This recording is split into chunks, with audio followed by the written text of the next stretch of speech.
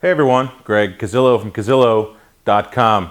I'm here today to show you the right way to use a light stand. I've seen a lot of people with their stands packed backwards, not setting them up correctly, not using them correctly.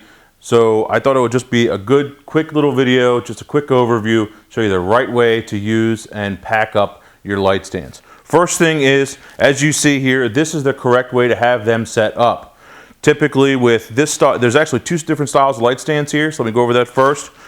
This one on the bottom actually allows, with this screw, you to loosen that, and I'll show you what that's for in a minute. Most of the time when you're using it though, you don't want to unscrew that. Probably 90% of the time when you're using this light stand, you do not need to loosen that bottom handle at all, okay? With this one, it's actually fixed. All right, it's not going to change, it's not going to move, it's always attached there. So, back to this stand, what is that? Why does that do that? When you have a heavier weight on here, you would actually loosen that bottom one, loosen the top one, and then push that all the way to the floor, and then tighten them back up. And then it's going to stay nice and balanced, and it's not going to move, but you have a lot better, if you're putting more weight, say you're putting a boom on there, something like that with a lot of weight, or a big huge light, or a big soft box, something like that, that's when you would use that additional center section and push it all the way to the floor, okay? And actually you saw me do that too. When it's loose, put your legs down and then push that down. Now, you know, you don't want it like this. You don't want it kind of up in the air where it's going to be tippy. You want to let it go all the way down. One other thing, see how this section right here is horizontal? Most of the time you want that to be horizontal. That's going to give you the largest contact area for the three legs of the stand, so that it has a much lesser chance of tipping over to the left or the right, especially when you have that boom on there, or you have that heavier soft box, stuff like that. So we're going to go back to that original position where it belongs, all the way at the bottom. Okay, we're going to loosen this top one. We're going to put it down to the horizontal position, sit it down. It's the best way to do it for most of your shooting. There are times when you might need a little bit more space. That's when you're going to bring it up a little bit and then sit it down. You don't have, the legs aren't out as far. It's a little bit easier to tip over if someone would bump into it. But sometimes you got to do what you got to do in photography. There's caveats to everything. Same thing with this one. We loosen this up and we can make it a little bit smaller area.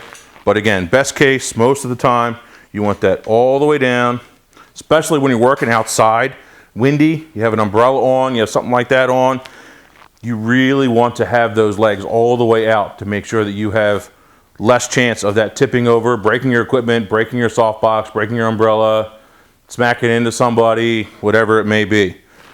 When you're using your light stands and it is a windy day or something like that, you might want to take a sandbag, put it on the bottom here, or some kind of a weight. The lower the center of gravity for these stands, the better.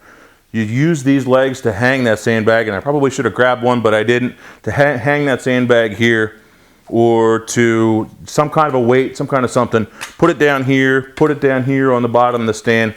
That'll lower that center of gravity, which is good, again, keeping it from tipping over. How do you pack them?